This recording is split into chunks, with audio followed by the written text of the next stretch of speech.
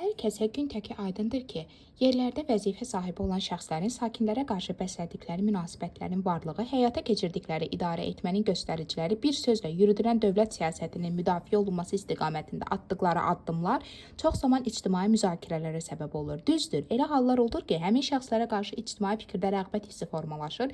Elə hallar da olur ki, onlara qarşı nifrət, qəzəb, kin, hətta ən nalayiq sözlərin ifadə olunduğu yanaşmalar da ortaya qoyulur. Belə olan halda ortaya maraqlı və düşündürücü suallar çıxır ki, görəsən bu kimi yanaşmaların kökündə nələr dayanır? Belə bir sualı cavablandırmaq üçün isə heç də alim olmaq gərək deyil. Çünki istənilən sahəyə rəhbərlik edən şəxs ilk öncə üzərinə düşən vəzifənin məsuliyyətini hiss etməli, sakinlərə qarşı davranışında normativ tələblərə əməl etməli, atdığı addımları ilə ətrafdakılara nümunə olmalı, problemlə üz-üzə qalan hər kəsi dinləməli və imkan daxilində insanlara kömək əlini uzatmalı, ən əsası isə bir vətəndaş olaraq öz iradəsini ortaya qoymağı da bacarmalıdır.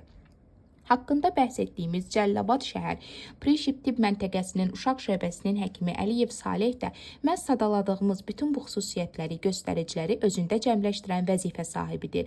Bir müddət bundan öncə adı çəkilən kənddə olmağımız, yerli sakinlərdən bəziləri ilə etdiyimiz söz-söhbətlər, ümumi müşahidələrimiz və s. bizdə belə bir qənaətin formalaşmasına səbəb oldu ki, Saleh həkim üzərinə düşən vəzifəsini lazımınca yerinə yetirən, rəhbərliyin verdiyi tapşırıqların həllinə çalışan, ələxüsus sadə, sakinlərin yanında olan şəxsdir. Bu kimi göstəriciləri özündə cəmləşdirən, həyata keçirdiyi müdrik idarəçiliyin varlığı səbəbindən kənd sakinlərinin rəğbət hissini qazanan Saleh həkimin adı hal-hazırda hər kəs tərəfindən hörmət və rəğbət hissi ilə çəkilir.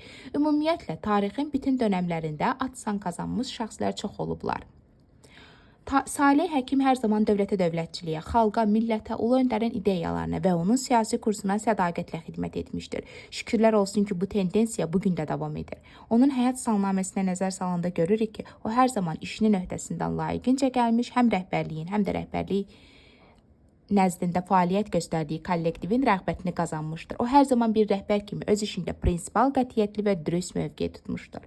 Biz də bu çətin və şərəfli işini böyük ləyaqət və vicdan hissi ilə icra etdiyi üçün Saleh həkimə təşəkkür edir, gələcək işlərində uğur və müvəffəqiyyətlər arzu edirik.